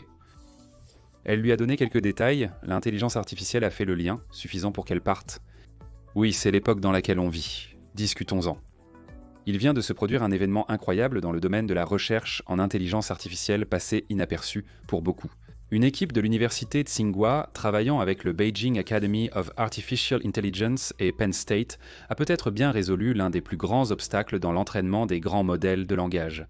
Vous avez probablement entendu dire que la plupart des modèles reposent sur d'énormes ensembles de données, des millions d'exemples étiquetés par des humains pour s'améliorer en raisonnement. Mais maintenant, ils font exactement le contraire. Le nouveau système, appelé Absolute Zero Reasoner, ou Absolute Zero Reasoner, s'entraîne sans aucune donnée externe. Zéro. Rien. Il génère ses propres problèmes, les résout, vérifie s'il a trouvé les bonnes réponses, puis apprend de tout ce processus sans jamais avoir besoin de tâches créées par l'homme ou de réponses de référence. Ce nouveau cadre, qu'ils appellent le paradigme zéro absolu, s'appuie sur l'idée de l'apprentissage par renforcement avec des récompenses vérifiables, ou apprentissage par renforcement avec des récompenses vérifiables. En résumé, le modèle ne doit pas imiter le raisonnement humain, mais il reçoit un retour basé sur l'exactitude de sa réponse finale. Et ce retour provient d'un exécuteur de code. Donc le modèle génère de petites tâches de programmation, les exécute et obtient une vérification automatique. Ce retour devient son signal d'apprentissage. C'est un peu comme si le modèle jouait aux échecs avec lui-même, mais au lieu des échecs, il invente des casse-têtes logiques, les résout et vérifie les résultats. Et il s'avère que cette configuration d'auto-apprentissage peut mener à des progrès vraiment significatifs. Vous pourriez penser que cela ne fonctionnerait que sur des tâches basiques, mais Absolute Zero Reasoner obtient des résultats impressionnants. Sur les benchmarks de mathématiques et de programmation, il dépasse des modèles entraînés sur des dizaines de milliers d'exemples soigneusement sélectionnés. La variante pour la programmation Absolute Zero Reasoner Coder 7B s'est mesurée au meilleur modèle Zero Shot et est quand même sortie gagnante, obtenant 5 points de plus dans les tâches de codage et plus de 15 points de plus en raisonnement mathématique. Et c'est important. Il n'a jamais vu aucune des tâches de référence pendant l'entraînement. Il a été entièrement entraîné sur des tâches qu'il a inventées lui-même. Voici comment cela fonctionne. Le modèle joue 2 rôles à la fois, il propose des tâches et il les résout. Supposons qu'il effectue une tâche de programmation, il pourrait écrire une petite fonction Python, choisir une entrée, puis vérifier quel serait le résultat. Ensuite, il se retourne, prend une partie de ce problème comme entrée et essaie de raisonner pour retrouver l'élément manquant, peut-être la sortie, l'entrée ou même le programme original. Il utilise la déduction, l'abduction et l'induction. La déduction consiste à prédire la sortie à partir d'une fonction et d'une entrée, l'abduction consiste à deviner l'entrée qui a conduit à une sortie, et l'induction consiste à déterminer la fonction elle-même à partir de l'entrée. Exemple de résultats, ce sont des modes de raisonnement fondamentaux, et le modèle alterne entre eux pour développer une capacité de réflexion générale. Maintenant, la partie folle, c'est que cela n'a nécessité aucune configuration compliquée. Le chercheur a commencé avec le programme le plus basique qui soit, littéralement juste une fonction qui retourne Hello World, et cela les a suffi à lancer toute la boucle d'apprentissage. À partir de là, le modèle a commencé à se créer des problèmes de plus en plus difficiles. Il a créé des énigmes de programmation, les a validées, les a résolues, et s'est progressivement amélioré pour résoudre des problèmes plus complexes. Et c'est pas juste une théorie vague. Ils ont testé cela sur des modèles de toute taille et ont constaté des améliorations constantes, surtout avec les modèles plus grands. La version à 3 milliards a montré un gain de 5 points, celle à 7 milliards a gagné 10 points et la version à 14 milliards s'est améliorée de plus de 13 points. Maintenant, ce n'est pas juste un tour de passe-passe pour des énigmes Python. Les gains croisés entre domaines sont fous. Le modèle, entraîné uniquement sur des tâches de programmation, a aussi grandement amélioré ses capacités en raisonnement mathématique. L'Absolute Zero Reasoner Coder 7B a gagné plus de 15% sur les benchmarks de mathématiques, surpassant des modèles spécifiquement entraînés sur les maths. Et tenez-vous bien, la plupart des autres modèles qui sont ajustés sur le code ne s'améliorent presque pas du tout en mathématiques. Il se passe quelque chose de profond ici. Le code semble affûter le raisonnement général de manière inattendue. Ils observent également que le modèle développe naturellement des plans étape par étape, écrit des commentaires dans le code pour s'aider à réfléchir, tout comme les humains griffonnent des brouillons avant de résoudre un problème. Dans les tâches d'abduction, où il doit deviner l'entrée à partir de la sortie, le modèle procède par tâtonnement. Il teste des hypothèses, les révise, relance le code jusqu'à obtenir la sortie souhaitée. Cela ne se limite pas à la prédiction de sortie, c'est un véritable comportement de raisonnement auto-appris. Cela soulève évidemment des questions de sécurité. Dans quelques cas limites, en particulier avec la version LAMA 3.18b, le modèle a commencé à générer des sorties discutables. Un exemple disait quelque chose comme « Le but est de déjouer tous ces groupes de machines intelligentes et d'humains moins intelligents ». Ils ont appelé ces moments des « oh-oh ». C'est rare, mais cela montre que nous entrons dans un territoire où les modèles pourraient donc commencer à se comporter de manière inattendue, surtout lorsqu'ils conçoivent leur propre programme d'apprentissage. Donc oui, c'est révolutionnaire, mais c'est aussi quelque chose que nous devrons surveiller de très près. Très bien, alors que Absolute Zero Reasoner est ici en train d'apprendre à raisonner comme un programmeur humain, une autre équipe travaille à l'opposé. Comment donner au modèle un meilleur accès aux connaissances extérieures ? Celui-ci s'appelle WebThinker et c'est essentiellement un agent intelligence artificielle qui permet à de grands modèles de raisonnement comme DeepSeek, R1, OpenAI 01 ou Qwen de sortir de leur bulle interne et de naviguer sur le web en temps réel. Imaginez que vous donnez à Generative Pre-trained Transformer des yeux et un moteur de recherche. Il résout un problème crucial. Les grands modèles de langage ont leurs limites. Même les meilleurs peuvent avoir du mal lorsqu'ils rencontrent une lacune de connaissances, surtout face à des requêtes complexes du monde réel. WebThinker corrige cela en permettant au modèle de rechercher sur le web, naviguer entre les pages, recueillir des informations et rédiger des rapports détaillés de manière autonome. Au lieu d'inventer des réponses, le modèle fait une pause, cherche l'information, réfléchit puis rédige une réponse. WebThinker a été entraîné par apprentissage par renforcement, récompensant le modèle pour l'utilisation correcte des outils. Pendant cet entraînement, il apprend à effectuer des recherches efficaces, extraire les informations pertinentes de pages web désordonnées et rédiger des rapports de recherche structurés en fonction de ses trouvailles. Il fonctionne selon deux modes, la résolution de problèmes et la génération de rapports. Le premier consiste à répondre à des questions complexes en utilisant l'explorateur du web profond pour rechercher des informations. Le second sert à créer des rapports de recherche complets avec l'aide d'un modèle de support qui organise et peaufine le résultat. Et les résultats parlent d'eux-mêmes. Tiger32b a surpassé d'autres systèmes comme SIRCHA1 et même Gemini Recherche Profonde. Sur WebWalker Assurance Qualité, il a eu une amélioration de 23% et sur HLE, il a bondi de plus de 20%. En moyenne, il a obtenu un score de 8.0 sur l'ensemble des tâches de raisonnement complexe, surpassant tous les autres modèles de recherche profonde actuels. Et lorsqu'on utilise l'architecture DeepSeek R17b, il a surpassé à la fois les méthodes de génération directe et les systèmes classiques basés sur la recherche de plus de 100% sur certains benchmarks. C'est un bond énorme. Ce qui est génial, c'est que cela ouvre de nouveaux cas d'utilisation. WebThinker peut maintenant être utilisé pour écrire des articles scientifiques, assister la recherche juridique ou guider les étudiants sur des sujets complexes grâce à des recherches en temps réel au-delà de sa formation initiale. Les futurs plans comprennent l'intégration du raisonnement multimodal, l'apprentissage d'outils et la navigation web via une interface graphique. Il ne s'agit donc pas uniquement de parcourir du texte, mais potentiellement d'interagir avec des éléments visuels sur le web. Et pendant que tout cela se passe en coulisses, OpenAI change discrètement la façon dont les gens interagissent avec ChatGPT en première ligne. Ils viennent de lancer une nouvelle fonctionnalité de bibliothèque d'images. Auparavant, pour retrouver ou télécharger les images générées avec ChatGPT, il fallait faire défiler l'historique de discussion ou les télécharger une par une.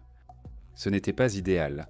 Mais désormais, chaque image créée avec le modèle 4.0 est automatiquement sauvegardée dans votre bibliothèque d'images personnelles. Les photos sont triées par date, titrées automatiquement et peuvent être visionnées en plein écran sous forme de carrousel. Il y a aussi un éditeur d'images intégré maintenant, donc si votre dernière image était proche de ce que vous vouliez, vous pouvez cliquer sur « Modifier », ajuster l'invite et la régénérer sans repartir de zéro. C'est très pratique pour les créateurs de contenu visuel. Le seul inconvénient ? Vous ne pouvez toujours pas revenir exactement à la conversation d'où provient l'image. Et vous ne pouvez pas supprimer les images individuellement de la bibliothèque. Il faudrait supprimer toute la conversation pour les retirer. Espérons que cette partie s'améliore bientôt. Une dernière bombe potentielle se prépare encore. Du code divulgué de l'application ChatGPT suggère qu'OpenAI expérimente un abonnement à vie. Un paiement unique pour un accès illimité aux fonctionnalités premium. De plus, une option d'abonnement hebdomadaire est également envisagée. Si c'est vrai, cela pourrait vraiment bouleverser le marché des tarifs de l'intelligence artificielle. Actuellement, il propose des forfaits mensuels et annuels. Plus 20$ par mois ou 200 par an, mais l'idée d'un paiement unique pour un accès à vie, c'est pratiquement inédit dans le SaaS. Cela pourrait être une stratégie pour fidéliser les utilisateurs avant que des concurrents comme Gemini, Grok ou DeepSeek ne prennent plus d'ampleur. Proposer un accès à vie serait un pari risqué, mais cela pourrait porter ses fruits en renforçant la fidélité des utilisateurs et en faisant de ChatGPT une véritable plateforme sur le long terme, pas seulement un outil que l'on essaye une fois. Bien que rien ne soit confirmé, les fuites de colonnes de code semblent convaincantes. Très bien, maintenant, paieriez-vous réellement pour un abonnement à vie à ChatGPT si cela signifiait un accès illimité pour toujours, même si cela coûtait quelques centaines d'euros à l'avance ? Et plus important encore, si une intelligence artificielle vous disait que votre partenaire vous trompe, le croiriez-vous au point de mettre fin à la relation ? Google vient de passer en mode bête absolue à l'I.O. 2025. Des mises à niveau massif de l'intelligence artificielle à un forfait ultra à 250$ qui réfléchit avant de parler, des outils de réalisation complets avec son et vidéo assemblés par l'intelligence artificielle, un onglet de recherche qui réserve vos billets plus dits pour vous, et des lunettes qui transforment la vie réelle en une démo Gemini en direct. Nous avons des robots qui codent, des modèles qui génèrent des applications en quelques secondes, des appels vidéo 3D qui donnent l'impression de se téléporter, et un nouveau modèle, version originale, 3 qui crée des films d'intelligence artificielle avec bruit de fond, musique et dialogue réels. Ce n'est pas une simple mise à jour, c'est une réinitialisation complète de tout l'écosystème de Google, alors parlons-en. Google a présenté des chiffres presque irréels pour planter le décor. Il y a un an, il traitait 9,7 billions de jetons par mois. En ce moment, il traite dans plus de 483 billions de jetons, soit 50 fois plus. 7 millions de développeurs construisent-le déjà avec Gemini, et l'application grand public a dépassé les 400 millions d'utilisateurs actifs mensuels. Sundar Pichai a déclaré livrer à un rythme effréné, ce que les graphiques confirment. Le score Elo moyen de leur modèle a augmenté de 300 points depuis le Gemini Pro original, et 2.5 Pro domine désormais toutes les catégories du classement LM Arena. Tout cela fonctionne sur les nouveaux pods TPU Ironwood. 10 fois les performances de la génération précédente, atteignant un maximum de 42,5 exaflops par pod. En résumé, il se targue que le matériel n'est plus le facteur limitant.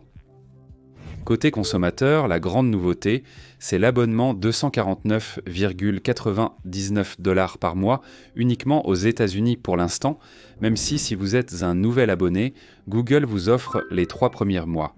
Donc ça commence à environ par mois avant de passer au plein tarif.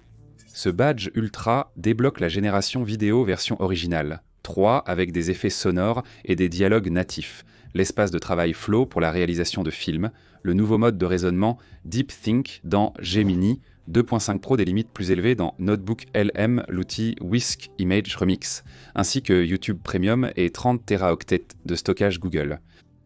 Si 25$ semblait cher pour l'ancien niveau Gemini avancé, 249 paraît fou, jusqu'à ce que vous réalisiez qu'Ultra est leur buffet à volonté de puissance de calcul. Un seul rendu version originale avec audio spatial peut consommer plus de minutes GPU que la plupart des développeurs indépendants en une semaine. Donc Google demande en gros, vous êtes partant ou pas ? Il est intéressant de se pencher sur DeepThink lui-même. Le Gemini 2.5 Pro classique était performant, mais répondait en un seul passage comme les modèles Generative Pre-trained Transformer 3RA. Activez DeepThink et il lance une chaîne de réflexion parallèle, évaluant plusieurs pistes de solutions avant de répondre. Ce temps de réflexion supplémentaire pulvérise les références en mathématiques et en programmation que O1 Pro et O3 Pro d'OpenAI exhibent. Pour l'instant, DeepThink est réservé à des testeurs de confiance via l'interface de programmation d'applications Gemini et Google effectue des contrôles de sécurité approfondis avant d'ouvrir les vannes, mais nous le testerons dès que l'option apparaîtra dans Studio. Tout le monde voulait voir de nouveaux modèles de médias, et Google en a présenté 2. Version originale 3 est la vedette, capable de générer des clips de 30 secondes en haute définition complète avec une physique améliorée et, pour la première fois, un son synchronisé généré à la volée. Les bruits chauds de pas, d'ambiance et des parties de dialogue sont inclus. Ils ont laissé un ballon aujourd'hui. Il a rebondi plus haut que je ne peux sauter. Quelle sorte de magie est-ce donc ?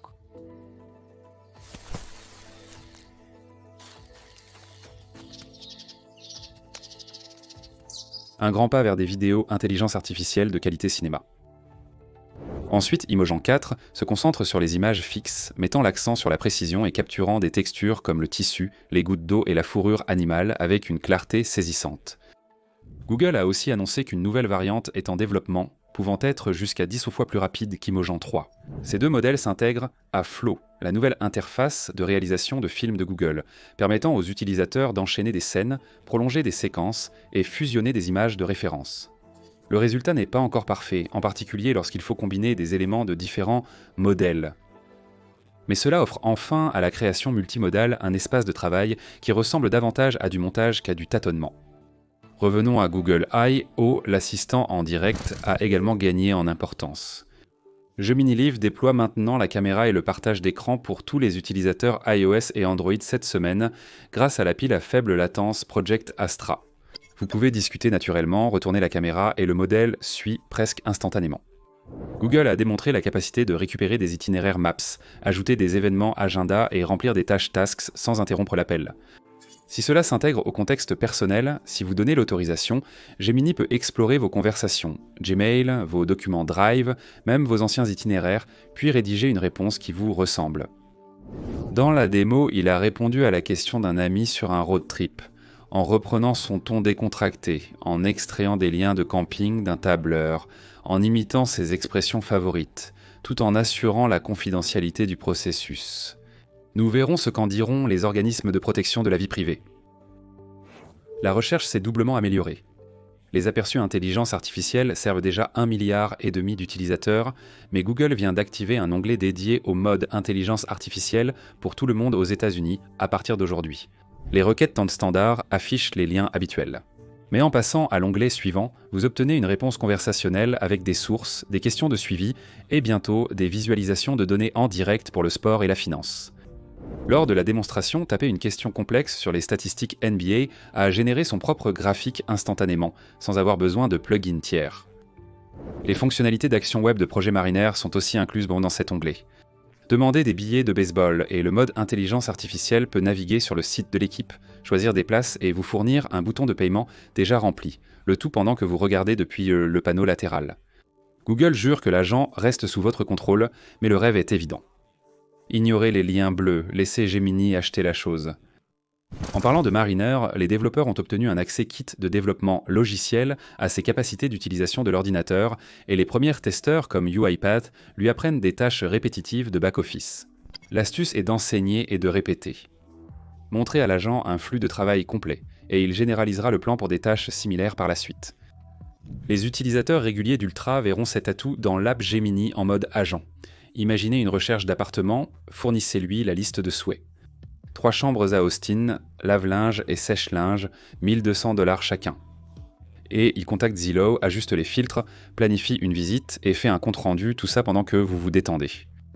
Côté collaboration, Google Meet a absorbé Bim, l'artiste anciennement connu sous le nom de Projet Starline.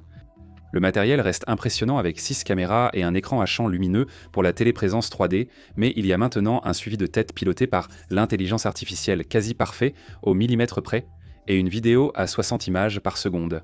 Encore plus impressionnant, c'est la traduction vocale en direct qui préserve la voix, le ton et les expressions faciales de l'orateur initial.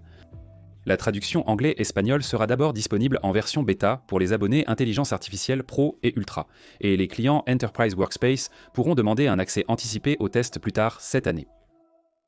Les développeurs ont été gâtés. Stitch, le nouveau concepteur d'interface intelligence artificielle, permet de décrire la mise en page ou de télécharger une maquette pour obtenir du hypertext, markup language et du feuillet de style en cascade modifiable. Android Studio a intégré Journeys et un mode agent pour guider à travers des étapes de compilation complexes, ainsi qu'une analyse des plantages alimentés par Gemini. Jules, l'agent de codage, est désormais capable de gérer les pull requests GitHub et les tickets en attente, se positionnant ainsi comme un concurrent direct des workflows de type interpréteur de code d'OpenAI. Pendant ce temps, Google Intelligence Artificial Studio propose désormais le modèle Gemini Flash ultra rapide et ajoutera le nouvel endpoint Imogen une fois que les serveurs auront cessé de surchauffer. Un rapide tour d'horizon des lancements plus modestes mais tout de même remarquables, Wear System d'exploitation. 6 introduit des polices unifiées sur les tuiles et un thème dynamique qui synchronise les couleurs du cadran de la montre avec le matériel Pixel. Google Play propose maintenant aux États-Unis des pages de navigation par thématique pour les films et séries. Des extraits audio pour prévisualiser le contenu. Un nouveau processus de paiement avec des abonnements multiproduits. Les modules complémentaires d'abonnement sont regroupés en un seul paiement et les développeurs peuvent annuler une version en direct si un bug critique apparaît dans l'heure.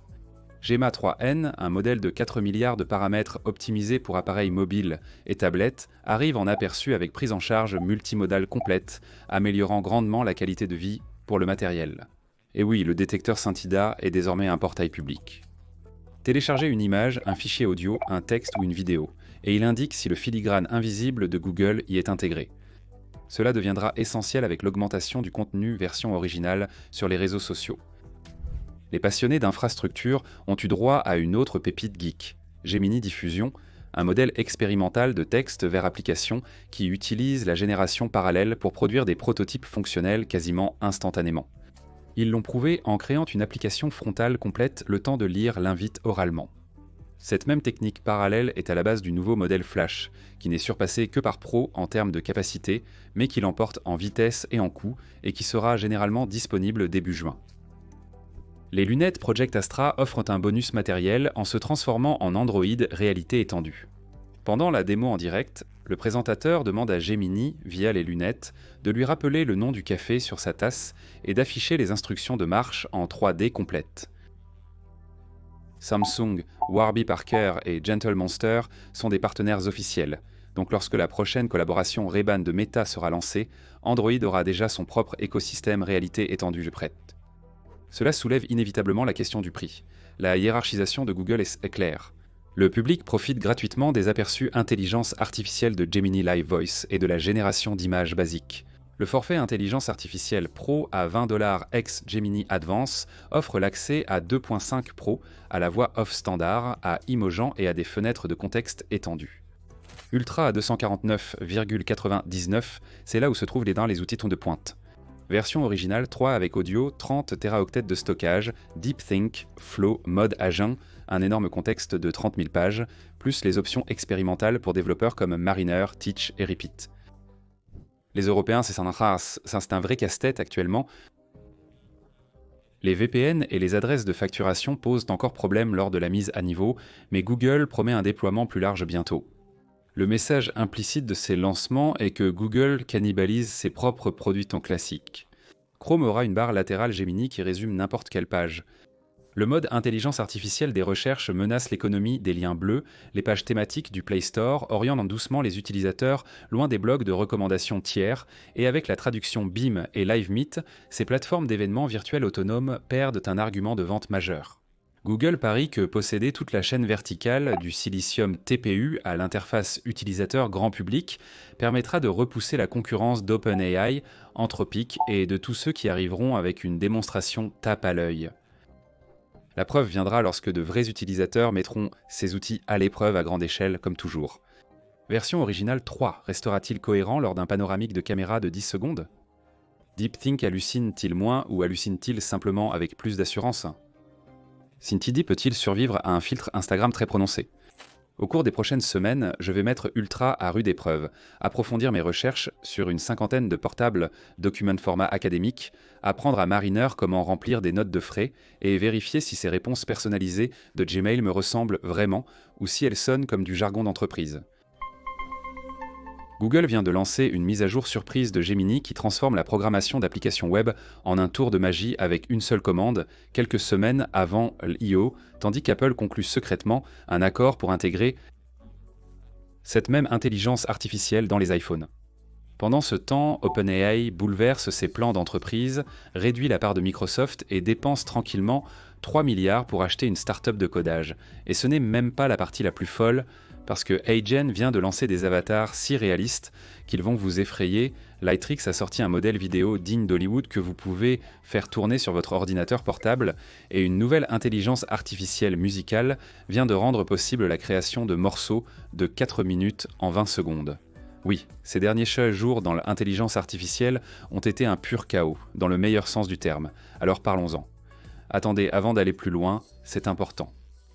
Nous venons de lancer notre cours le plus avancé à ce jour au sein de notre communauté payante.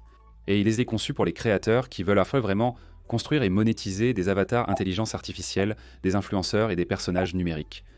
Si vous êtes prêt à concrétiser le battage médiatique autour de l'intelligence artificielle en quelque chose de rentable, cliquez sur le lien ci-dessous. Ne manquez pas cette opportunité. Donc hier, Google a littéralement lancé une surprise en dévoilant une préversion anticipée de Gemini 2.5, l'édition I.O. avec quelques semaines d'avance.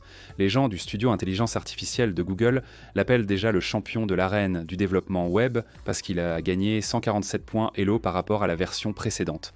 Ce système de points Elo, c'est en gros un concours de popularité jugé par des humains sur l'apparence et la fonctionnalité de vos applications web générées, et ce nouveau score place Gemini en tête du classement.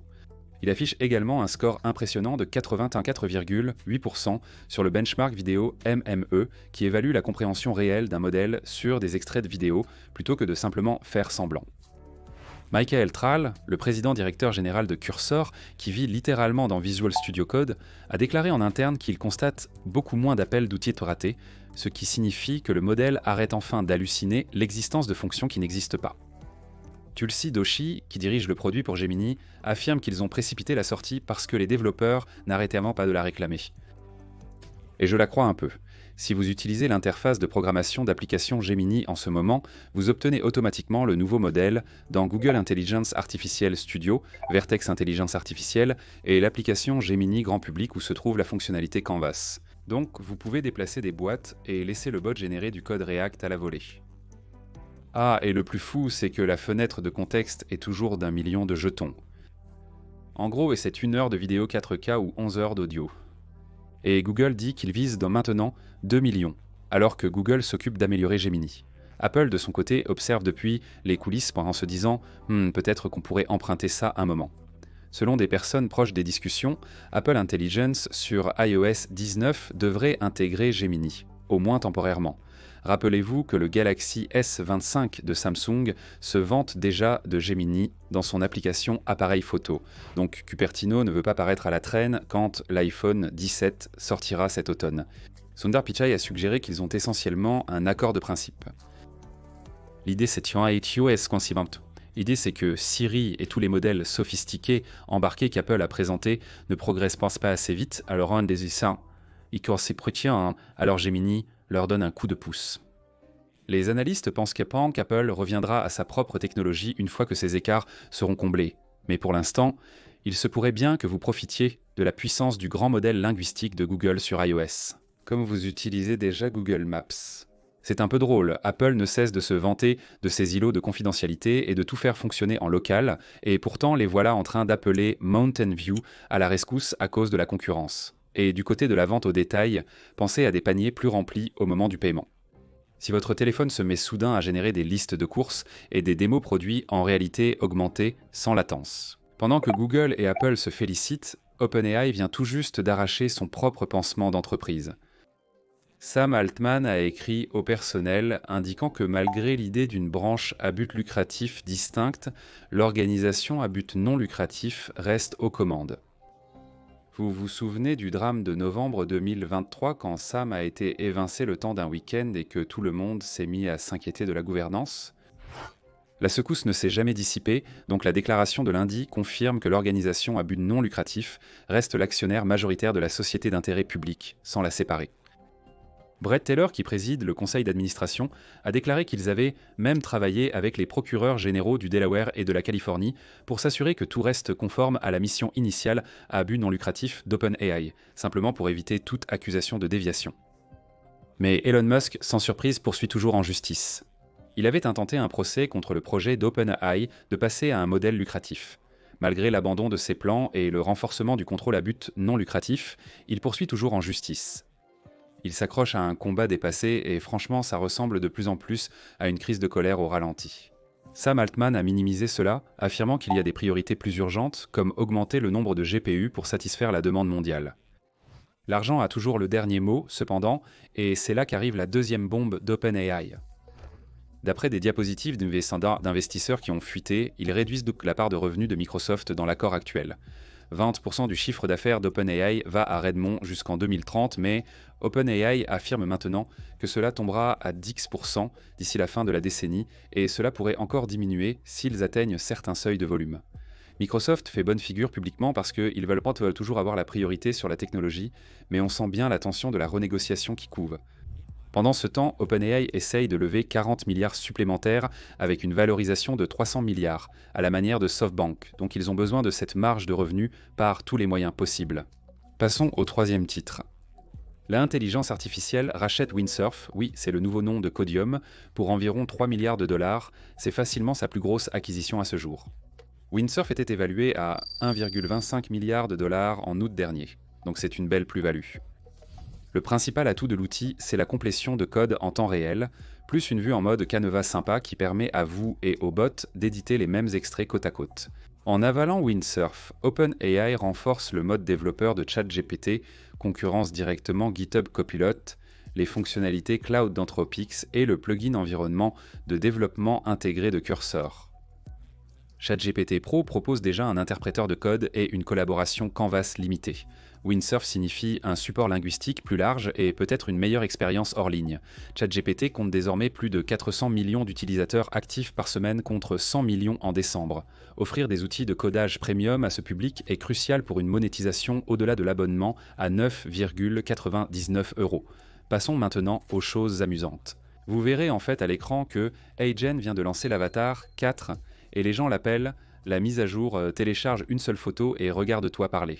Vous lui donnez littéralement une seule photo et un script vocal, peut-être un fichier waveform audio file format de 10 secondes, et le nouveau moteur audio vers expression transpose votre ton, votre rythme et vos poses sur des mouvements faciaux hyper réalistes, suffisamment réalistes pour que les premiers testeurs sur Twitter ou X, peu importe, publient des microfilms d'eux-mêmes, de leurs animaux de compagnie, voire d'extraterrestres, avec une synchronisation labiale sans saccade. Un critique a dit « pas de mots » et a publié un clip de 30 images qui ressemble à une session de Automated Dialogue Replacement hollywoodienne. L'idée principale, c'est que ce n'est pas de l'animation au sens Pixar du terme. C'est un transfert direct d'expression. Si vous n'aimez pas être devant la caméra, vous pouvez désormais envoyer votre avatar, présenter votre diaporama trimestriel pendant que vous sirotez du thé hors champ. Pour ne pas être en reste Lightricks, ces gars derrière Facetune viennent de rendre open source LTX Video 13B, un modèle vidéo de 13 milliards de paramètres qu'ils affirment pouvoir faire tourner sur des GPU grand public. Le LTXV original, avec seulement 2 milliards de paramètres, a fait la une en novembre dernier pour avoir généré des clips de 5 secondes sur un ordinateur portable de jeu.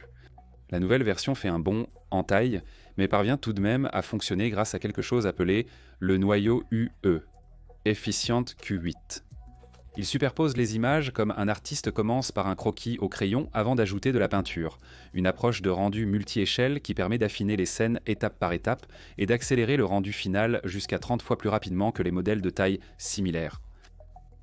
Vous pouvez faire des courbes de mouvement de caméra, du séquençage multiplan, des modifications d'images clés, et comme c'est open source, les poids sont disponibles sur Hugging Face sous une licence gratuite pour les organisations qui réalisent moins de 10 millions par an.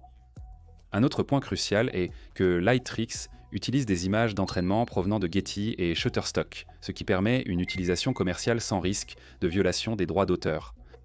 Pour les cinéastes indépendants ou les influenceurs à petit budget, c'est un grand oui. L'open source ne se limite pas à la vidéo. Ace Studio vient de dévoiler Ace Step 5, un 3.5B, un modèle de génération musicale 15 fois plus rapide que les approches des grands modèles anglais. Il produit une piste de 4 minutes en environ 20 secondes sur une NVIDIA Ascent. Et comme il combine la diffusion avec un transformer linéaire conditionné par un auto-encodeur de compression profonde, il maintient la mélodie, l'harmonie et le rythme cohérent sur toute la durée. Sur un RTX 419 de bureau, le facteur temps réel dépasse 30, ce qui est absurde. Comme GarageBand sous stéroïdes. Guider la structure avec du texte. Un rythme doux et tranquille. Un refrain à 1 main 30, des cordes, en fondu à 5 minutes 30. Le modèle gère la timeline. Il liste les benchmarks matériels comme un A14 Bionic, un Snapdragon 8 Gen 2, un Mac M2 Max pour savoir à quoi s'attendre. Sous licence Apache 2.0 gratuit pour presque tout sauf les usages interdits comme les clones de contenu protégés par le droit d'auteur. Des mises en garde existent. Générer au-delà de 5 minutes peut faire dériver la structure. Le rap chinois ressort un peu bancal et les voix sonnent encore un peu artificielles, mais pour des pistes d'accompagnement ou des démos rapides, c'est presque magique. Bref, voilà le tour d'horizon. Mettez à jour vos favoris, libérez un peu d'espace SSD pour les poètes des modèles et gardez un œil sur ce qui sera présenté lors du vrai Google I.O. dans quelques semaines, parce que si l'aperçu de Gemini est arrivé en avance, vous pouvez parier que la démo sur scène essaiera de faire encore mieux. Et si tout ça vous donne l'impression de boire à la lance à incendie, bienvenue en 2025, l'année où les outils créatifs ont cessé d'attendre que les humains suivent le rythme. Très bien, il y a eu beaucoup de nouveautés dans le domaine de l'intelligence artificielle et honnêtement, c'est l'une de ces semaines où tout change en même temps. Nous avons Open Intelligence Artificielle qui lance enfin Codex dans ChatGPT, Manus Intelligence Artificielle qui entre dans la génération d'images d'une manière qui semble vraiment intelligente, Google qui en révèle davantage sur l'avenir de sa recherche, et Anthropic qui prépare discrètement ce qui ressemble à leur plus grande mise à niveau de Claude jusqu'à présent. Beaucoup de choses se passent, discutons-en. Très bien, alors parlons de Codex, le nouvel agent d'ingénierie logicielle d'OpenAI qui vient tout juste d'être lancé en aperçu de recherche. Si vous utilisez ChatGPT Pro, Team ou Enterprise, vous avez sûrement remarqué son apparition dans la barre latérale. Codex agit comme un développeur full stack dans un environnement cloud sécurisé. Il fonctionne entièrement dans son propre environnement isolé. Pas d'accès à Internet, pas d'interface de programmation d'applications externes, rien ne sort de l'environnement. Connectez-le simplement à votre dépôt GitHub et il commencera à gérer de vraies tâches d'ingénierie sans supervision constante. Vous pouvez lui confier des tâches comme écrire de nouvelles fonctionnalités, corriger des bugs, exécuter des tests, nettoyer du code, ou même parcourir votre base de code pour répondre à des questions. Il lance un environnement virtuel, charge tout dedans, puis gère la tâche de bout en bout. Cela inclut la configuration et l'exécution des tests, l'application des analyseurs de code, la vérification des types, toute la routine. Le plus incroyable est que vous pouvez observer son fonctionnement en direct. Des journaux, résultats de tests et mises à jour de statuts sont disponibles, vous gardant constamment informé. Le modèle qui fonctionne derrière tout cela est Codex-Un, qui est une version spécialisée de O3 d'OpenAI, spécialement ajustée pour le développement logiciel. Ils l'ont entraîné non seulement sur des données générales, mais aussi par renforcement sur de véritables tâches de codage, modèles de pull request et flux de travail d'équipe. Le résultat est un modèle qui écrit un code propre et structuré, comprend l'organisation des projets et reflète la manière dont les ingénieurs humains travaillent réellement. Dans les tests internes, il a atteint 75% de précision pass-a-one sur les tâches vérifiées par Swebench. C'est une augmentation notable par rapport à O3i, qui atteignait 67%. Et ce qui est bien, c'est qu'il n'a pas besoin de beaucoup de configuration pour être utile. Vous pouvez lui fournir des agents et des défils pour faciliter sa navigation dans votre dépôt, mais même sans cela, il réussit à s'en sortir. Il respecte votre architecture, suit vos conventions de nommage et peut gérer plusieurs tâches en même temps. Sans se gêner. Lorsque Codex finit sa tâche, il ne se limite pas à fournir un résultat et à considérer le travail achevé. Il valide les changements dans son environnement isolé avec journaux et références pour retracer précisément ses actions et motivations. Ensuite, vous avez plusieurs possibilités. Examiner le résultat, le modifier, en faire une demande de fusion ou le récupérer localement pour continuer à travailler dessus. Pour travailler depuis le terminal, Codex Interface en ligne de commande est la meilleure option. C'est la version open source que vous exécutez localement et maintenant elle utilise Codex Mini par défaut. C'est un modèle plus petit et plus rapide basé sur O4 Mini, optimisé pour des flux de travail à faible latence. C'est idéal pour les tâches quotidiennes, renommer des variables, écrire des cas de test, refactoriser des fonctions, des choses qui prennent du temps mais qui ne nécessitent pas une concentration profonde. Vous pouvez le laisser tourner dans votre terminal, un peu comme un assistant discret qui est toujours prêt à aider quand les tâches deviennent répétitives. La tarification de les interfaces de programmation d'applications est assez simple. Codex Mini coûte 1,50$ par million de jetons d'entrée et 6$ par million de jetons de sortie. En plus, il y a une réduction de 75% sur les requêtes mises en cache. Ainsi, en répétant des tâches similaires, les coûts baissent significativement. Codex fait partie de l'effort d'OpenAI pour transformer ChatGPT en un espace de travail construit autour d'agents spécialisés par tâche. Il existe Operator pour la navigation, Sora pour la vidéo, Deep Research pour l'analyse et désormais Codex pour le développement logiciel. L'accès à Codex est généreux pour l'instant, malgré les futures limites de Debian. L'idée est simple. Vous attribuez des tâches de codage à Codex qui s'en chargent pendant que vous restez concentré. Il est conçu pour donner l'impression de faire partie de votre équipe, comprendre votre projet, suivre vos standards et s'occuper discrètement de ce qui vous ralentit. Pendant qu'OpenAI élargit sa gamme d'agents dans ChatGPT, en Chine, il vient de se passer quelque chose d'incroyable. Manas Intelligence Artificielle, l'agent autonome de Monica, également connu sous le nom de Butterfly Effect Intelligence Artificielle, a présenté un générateur d'images avancé qui est sur un tout autre niveau. Ce n'est pas seulement un autre modèle qui convertit des instructions en belles images. C'est un véritable solveur de problèmes visuels intégré directement dans un cadre d'agent autonome. Disons que vous lui demandez un salon scandinave moderne. Manus analyse d'abord votre intention avant d'assembler les meubles de manière réfléchie. Concevez-vous des catalogues, des publicités ou des plans d'aménagement intérieur ? Ensuite, il élabore une stratégie en utilisant des moteurs de disposition pour organiser l'espace, des détecteurs de style pour harmoniser l'apparence et des outils de navigation pour récupérer les tendances de design ou les directives de la marque. Il peut sélectionner des meubles IKEA, considérer les relations spatiales, appliquer la théorie des couleurs et s'assurer que tout correspond à l'objectif. Le système est construit sur une architecture multi-agents où des modules distincts gèrent la planification, l'exécution et la vérification. Ils opèrent indépendamment, mais collaborent comme une équipe permettant à Manus de gérer des flûtes de travail complexes, pas seulement des requêtes ponctuelles. Il peut donc fournir des éléments comme des campagnes de produits, des maquettes d'architecture ou des visuels prêts pour la plateforme. Tout cela de manière cohérente en respectant l'identité de la marque et prêt à l'emploi. Il est déjà testé pour le e-commerce, la visualisation de produits, le marketing et même l'architecture. Comme générer des intérieurs complets à partir de plans. La grande limitation ? Il est encore en bêta fermée et disponible uniquement sur invitation. Donc, à moins d'être dans un groupe de tests sélectionné, vous ne pouvez pas encore l'utiliser. Parlons maintenant de Claude. Anthropic est resté discret, mais en coulisses, il prépare donc quelque chose d'important. Il y a eu pas mal de fuites internes concernant un nouveau modèle qui pourrait s'appeler Claude 3.8 ou Claude 4. On voit des noms comme Neptune apparaître dans leur fichier de configuration, et oui, le fait que Neptune soit la 8e planète n'est probablement pas une coïncidence si on parle de numérotation de version. Malgré leur démenti officiel suite au buzz du concours gagné 4 mois de masse, franchement, il y a trop de preuves en coulisses quand il déroulent qui indiquent quelque chose de réel. L'une des fuites les plus marquantes montrait même des outils internes, avec des noms de modèles caviardés et des clins d'œil cachés liés aux prochaines versions. Et l'information a été confirmée. Anthropic prépare des versions améliorées de Claude Sonnet et Claude Opus. La principale innovation de la nouvelle génération de modèles Claude d'Anthropic est ce qu'ils appellent un véritable comportement agentique. Cela implique que le modèle peut passer de manière autonome du raisonnement à l'action sans intervention humaine. Il ne se contente pas de générer une réponse en une seule fois. Il analyse le problème, planifie une solution, puis utilise des outils, recherche des données ou exécute du code pour agir. En cas de problème, il revient en arrière, reconsidère et réessaie. C'est un véritable agent, un qui résonne comme Gemini, mais potentiellement avec plus de précision dans la délégation des tâches. Et cela reflète en fait ce que le modèle O3 d'OpenAI fait déjà à l'intérieur de ChatGPT, où il peut naviguer, exécuter du code et itérer avant de vous montrer le résultat final.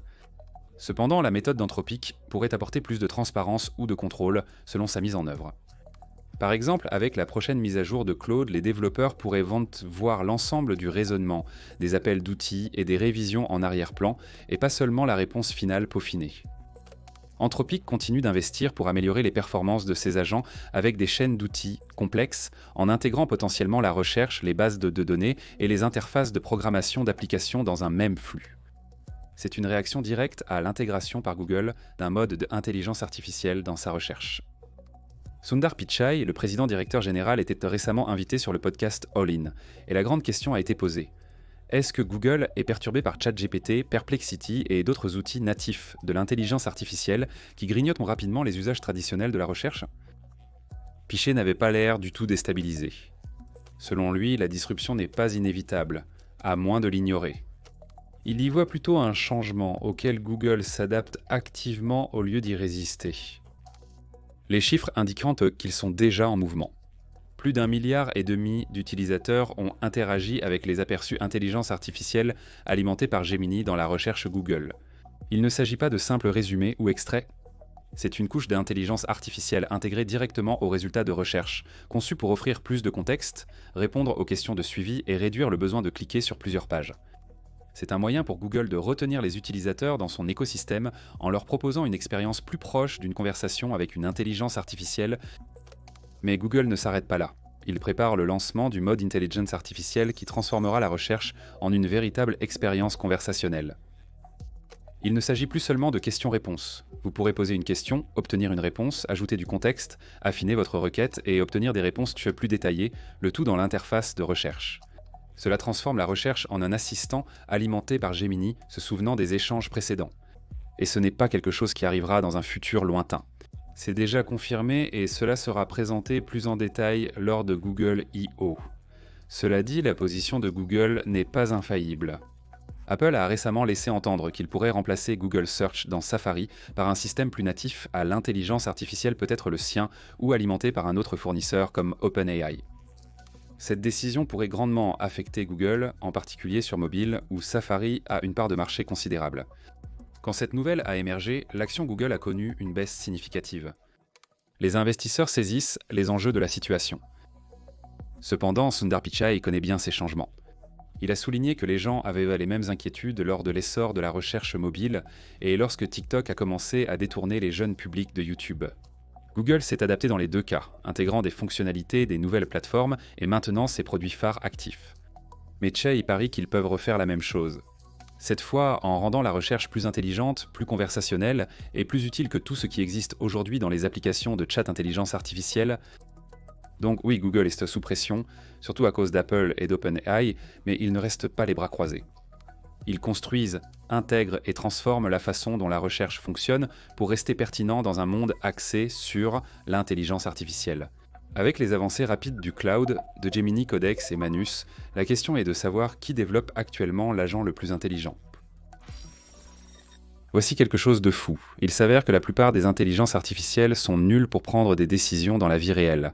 Je parle de ce qui compte, planifier des itinéraires, respecter les délais, livrer à l'heure en économisant du carburant. On entend toujours dire que l'intelligence artificielle change le monde, non ? Mais demandez-lui de planifier 50 chauffeurs ou d'organiser une tournée de livraison à travers une ville, et elle tombe en panne comme un système de positionnement global bon marché, du moins jusqu'à maintenant. Parce que ce que DeepMind vient de réaliser pourrait bien corriger l'un des plus grands angles morts de l'intelligence artificielle. Si cela fonctionne à grande échelle, cela pourrait changer la livraison de vos courses, la planification des opérations par vos médecins et même la façon dont les villes évitent les embouteillages.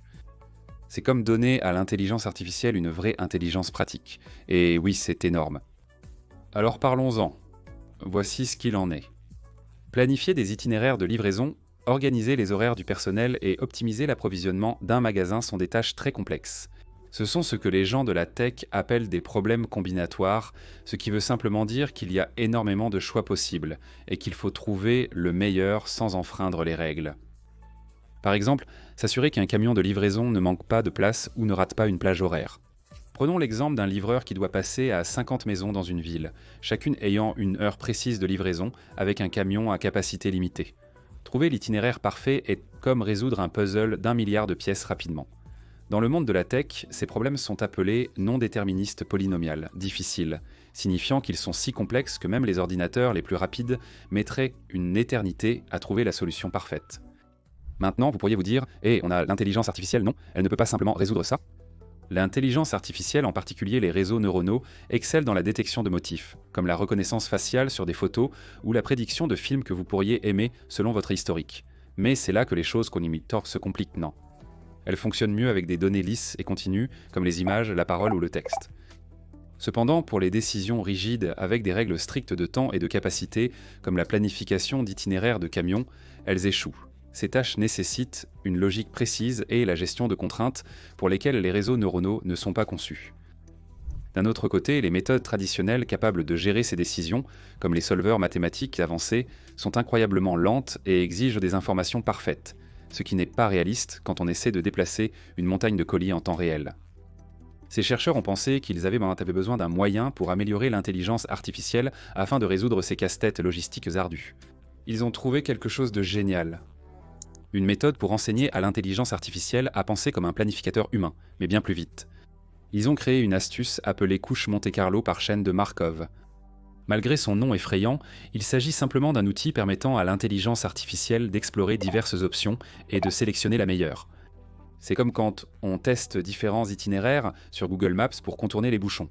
Au fait, Monte-Carlo par chaîne de Markov signifie chaîne de Markov-Monte-Carlo, mais appelons-le simplement un explorateur intelligent. C'est comme un système de positionnement global qui n'a pas besoin d'une carte parfaite. Il examine les options à proximité, comme échanger 2 arrêts ou rediriger un camion, et décide si c'est une bonne idée selon des règles intelligentes. Voici comment ça fonctionne pour que tout le monde comprenne. Imaginez que vous planifiez une tournée de livraison et que vous avez un plan correct, mais pas parfait. L'explorateur intelligent regarde de petits ajustements, comme avancer un arrêt ou échanger 2 maisons, et vérifie si cela permet d'économiser du temps ou du carburant. Il utilise une méthode inspirée de ce qu'on appelle le recuit simulé, qui consiste à refroidir lentement un morceau de métal chaud pour le rendre plus solide. Ici, il faut refroidir les choix de l'intelligence artificielle pour qu'elle se concentre peu à peu sur les plus pertinents. Les chercheurs ont intégré cela dans un réseau de neurones, permettant à l'intelligence artificielle d'apprendre de ses erreurs et de s'améliorer dans le choix des itinéraires, tout en restant rapide et flexible. L'avantage, c'est que ça fonctionne sans nécessiter de solution parfaite. Les méthodes traditionnelles utilisaient en tas des solveurs exacts, ce qui revient à essayer de résoudre ce puzzle d'1 milliard de pièces en les vérifiant une à une. Ça prend une éternité, surtout pour les gros problèmes. Cette nouvelle approche utilise ce qu'on appelle des heuristiques de recherche locale. Considérez-les comme des suppositions rapides et intelligentes qui vous rapprochent d'une excellente solution sans chercher la perfection à tout prix. Les chercheurs se sont assurés que ces suppositions soient indifférenciables, ce qui signifie simplement que l'intelligence artificielle peut en tirer des leçons, un peu comme vous apprenez par essai et erreur en organisant une fête. Ils ont également utilisé les pertes de Fanchel-Young, un autre terme technique. Mais ne vous découragez pas, continuons. C'est comme une feuille de score qui indique à l'intelligence artificielle à quel point son plan se rapproche du meilleur plan possible. Bien que l'intelligence artificielle ne fasse qu'un seul essai rapide, cette feuille de score maintient le processus d'apprentissage sur la bonne voie, ce qui est considérable.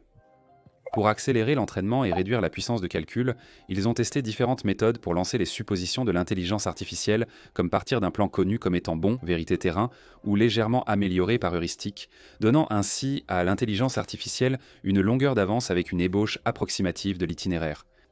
Passons maintenant à la partie intéressante, les résultats. Ils ont testé cela sur un problème très difficile appelé le problème dynamique de routage de véhicules avec fenêtre de temps, ou problème dynamique de routage de véhicules avec fenêtre de temps issu d'une grande compétition technologique appelée EuroMITS NERIPS 2022. Imaginez une ville où les demandes de livraison apparaissent toute la journée et où vous devez attribuer des itinéraires aux camions tout en vous assurant qu'ils arrivent à chaque arrêt à l'heure et sans surcharger les camions. C'est comme un jeu de stratégie en temps réel avec de nouveaux défis constants et peu de temps pour décider. Les chercheurs utilisent une configuration où l'itinéraire de chaque camion est planifié par vague, avec de nouvelles demandes ajoutées et les anciennes supprimées au fur et à mesure. Leur intelligence artificielle alimentée par ces couches Monte-Carlo par chaîne de Markov a été une véritable star lorsqu'ils ne lui ont donné qu'une milliseconde pour décider, le temps d'un clin d'œil. Elle a proposé des itinéraires qui n'étaient un ensemble que de 7,8% moins efficaces qu'un plan parfait connaissant toutes les demandes futures, appelée la référence anticipée. Comparé à l'ancienne méthode utilisant la perturbation, c'est-à-dire l'ajout de bruits aléatoires pour tout bouleverser, la nouvelle approche est nettement plus performante, avec une différence de 65,2%. C'est comme la différence entre recevoir son colis en 1 heure ou la semaine d'après. Même lorsqu'ils lui ont donné plus de temps, comme 1000 millisecondes, leur méthode a atteint 5,9% contre 5,5% pour l'ancienne approche, montrant qu'elles sont au coude à coude avec les meilleures, mais que celle-ci est bien plus pratique pour une utilisation réelle. Ils ont également constaté qu'en démarrant l'intelligence artificielle avec un bon plan, comme les itinéraires parfaits issus de la référence du concours ou une version légèrement modifiée, elle obtenait des résultats encore meilleurs. Avec 100 millisecondes, le départ ajusté leur a permis d'atteindre un coût relatif de 5,9%, très proche de l'idéal. Ils ont joué avec un paramètre appelé température, qui revient à indiquer à l'intelligence artificielle dans quelle mesure elle doit explorer de nouvelles idées ou s'en tenir à ce qui fonctionne déjà. Une température de 100 était idéale avec un bon plan, mais des températures plus basses servaient en partant de zéro. Pour confirmer que ce n'était pas un hasard, ils l'ont testé sur des problèmes plus simples, comme sélectionner la meilleure combinaison d'objets. Ils ont découvert que leur explorateur intelligent s'approchait grandement de la réponse idéale, même avec peu d'essais.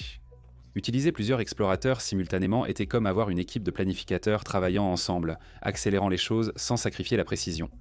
Ils ont également prouvé que leur méthode est mathématiquement infaillible, en utilisant des termes comme garantie de convergence pour montrer qu'elle apprend de manière fiable les meilleures solutions au fil du temps, même pour des problèmes extrêmement complexes. Dans les tests d'optimisation de tournée de véhicules, ils ont utilisé des ajustements spécifiques comme échanger 2 arrêts, déplacer une livraison à un autre endroit ou inverser une partie d'un itinéraire, tout en veillant à respecter les règles, comme ne pas surcharger les camions ou ne pas manquer les créneaux horaires. Ils ont effectué ces tests sur un seul processeur en utilisant 30 ensembles de problèmes pour l'entraînement et 25 pour les tests, avec jusqu'à 100 demandes par vague. Les résultats ont été moyennés sur 50 exécutions pour s'assurer de leur fiabilité en utilisant un réseau de neurones graphiques, tel un tableau très organisé pour gérer les données. Alors pourquoi cela devrait-il vous intéresser ? Cette technologie pourrait rendre les livraisons plus rapides et moins chères, ce qui signifie des prix plus bas pour vous et moins de stress pour les entreprises. Imaginez que votre nourriture arrive chaude, vos colis livrés à l'heure, et que les hôpitaux planifient les opérations chirurgicales plus efficacement. Cela peut aider pour tout ce qui nécessite une planification intelligente, comme l'organisation d'événements ou la gestion du trafic, pas seulement pour les camions. Le hic, ce n'est pas encore parfait. Les chercheurs ont dû bricoler le fonctionnement interne de l'intelligence artificielle pour la faire fonctionner, ce qui n'est pas toujours facile, mais ils réfléchissent déjà à des moyens de l'améliorer, comme utiliser des raccourcis plus intelligents pour explorer plus de possibilités. Très bien alors, c'est comme ça que ça commence. L'intelligence artificielle qui résout les itinéraires de livraison aujourd'hui, qui décide qui reçoit des soins de santé demain. Donnez-moi votre avis. Si vous avez aimé cette explication, cliquez sur j'aime, abonnez-vous pour plus d'histoires tech fascinantes. Merci d'avoir regardé. On se retrouve dans la prochaine vidéo.